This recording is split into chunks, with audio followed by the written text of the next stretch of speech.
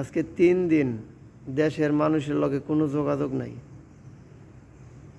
নিজের ছেলে সন্তান, বাপ মা, ভাই বোন কে কেমন আছে খোঁজখবর নেওয়ার কোনো ব্যবস্থা নাই বর্তমানে। এই প্রবাসী করে দেশ থেকে বিচ্ছিন্ন করে রাখছে। আবার এই প্রবাসীর কাছেই রেমিটেন্সের আশা করে। কত অদ্ভুত আমরা কত অদ্ভুত। যেই প্রবাসী করে দেশ থেকে বিচ্ছিন্ন করে রাখছে, অথচ এই প্রবাসীরাই দেশের হাল ধরছে। মানুষ কেমনে পারে?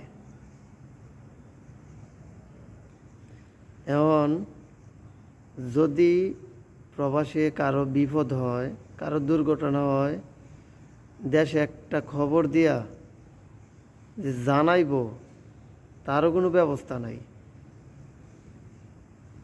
অথচ এই প্রবাসীর কাছে দিন রাত যখন ফেসবুকে যাই, ইউটিউবে যাই, সবসময় দেখি ব্যাংকে টাকা পাঠান, রেমিটেন্স পাঠান, দেশ উন্নত হোক। এটাই উন্নতর নমুনা। আমাকে দেশ যে উন্নত হয়েছে, এটা তার নমুনা। যেই প্রবাসীরা দিন রাত কত কষ্ট করে,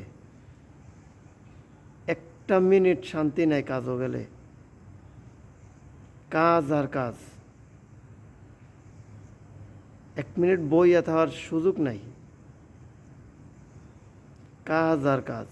এত কাজ করার পরে দিয়াও যদি সন্ধ্যার সময় রুমে আইয়া দেখে যে দেশের নেটওয়ার্ক বন্ধ, আত্মীয় স্বজনের লগে কোনো যোগাযোগ করতে পারে না, ফ্যামিলির লগে কোনো যোগাযোগ করতে পারে না, তার কাছে কত কষ্ট লাগে।